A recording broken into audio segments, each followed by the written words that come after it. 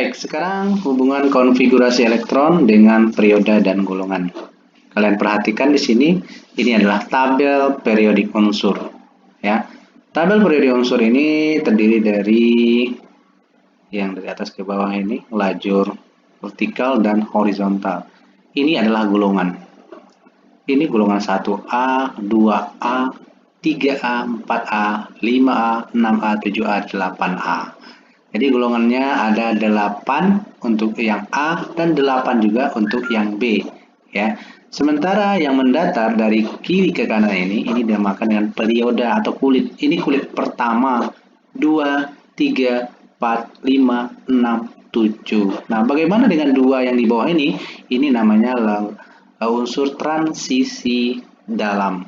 Letaknya berada di belakang lantanium dan aktinium. Maka ini dinamakan dengan lantanida dan aktinida.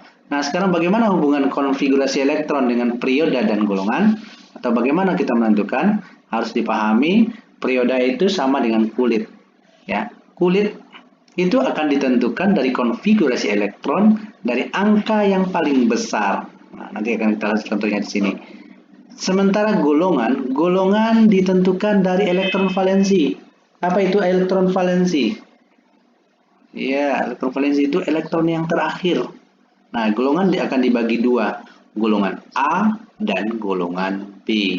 Golongan A itu dinamakan golongan utama, golongan B dinamakan juga dengan transisi. Golongan A itu ditentukan jika elektron valensi itu, EV ya, Bapak singkat ya, mengisi subkulit S dan SP. Jadi kalau dia mengisi terakhirnya S dan P, maka itu adalah golongan A. Tapi kalau dia mengisi terakhirnya pada subkulit SD, maka dia adalah golongan B. Ya. S, SP itu golongan A, S, D itu golongan B. Nah, bagaimana rinciannya atau secara jelasnya? Kita lihat contoh soal berikut. Konfigurasi elektron dan perioda golongan, ya, KI konfigurasi elektron. Ini diketahui suatu unsur konfigurasi elektronnya seperti ini, 1s2, 2s2. Nah, kita tentukan periodanya. Perioda atau kulit ditentukan dari angka yang paling besar. Mana angka besar? Ini dia. Berarti dia terletak pada golongan 2. Dalam penulisan untuk perioda ini biasakan menulis dengan angka Latin, ya. Nah, sekarang golongannya, golongan berapa dia? Nah, sekarang golongan utama atau B? Golongan utama atau transisi? Atau A atau B golongannya? Nah, lihat, dia ternyata mengisi subkulit S. Tadi dikatakan S itu adalah golongan A. Berarti dia golongan A. A-nya ditulis besar ya. Kemudian A itu golongan berapa?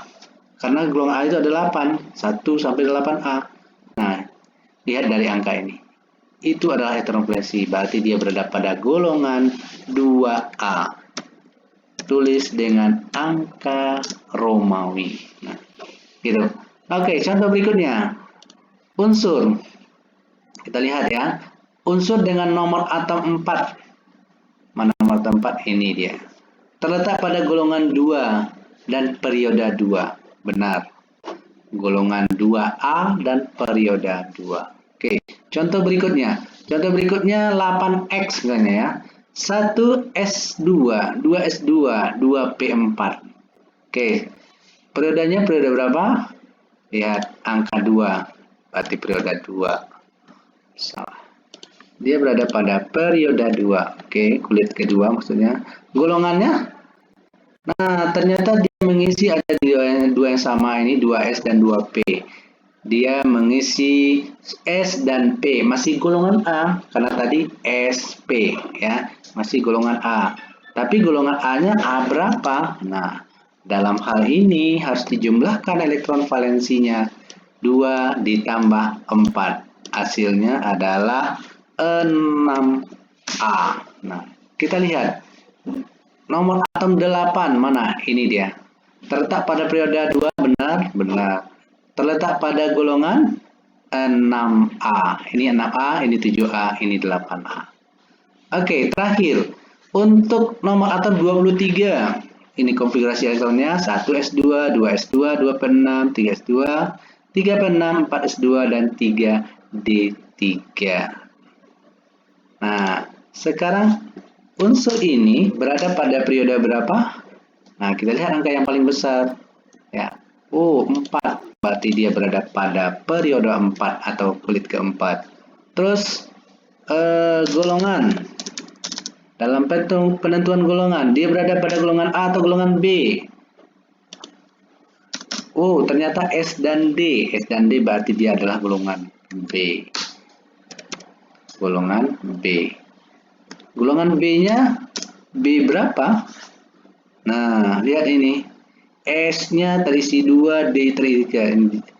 Jadi ini dijumlahkan. Ya, dia berada pada golongan 5B. Oke, pada golongan B. Kita cek. Nomor atom 23, ini dia. Terletak pada periode 4. Benar. Golongan 5 di sini tertulis ya, 5B. Nah, jadi begitulah cara menentukan periode dan golongan berdasarkan atau berpatokan kepada konfigurasi elektron.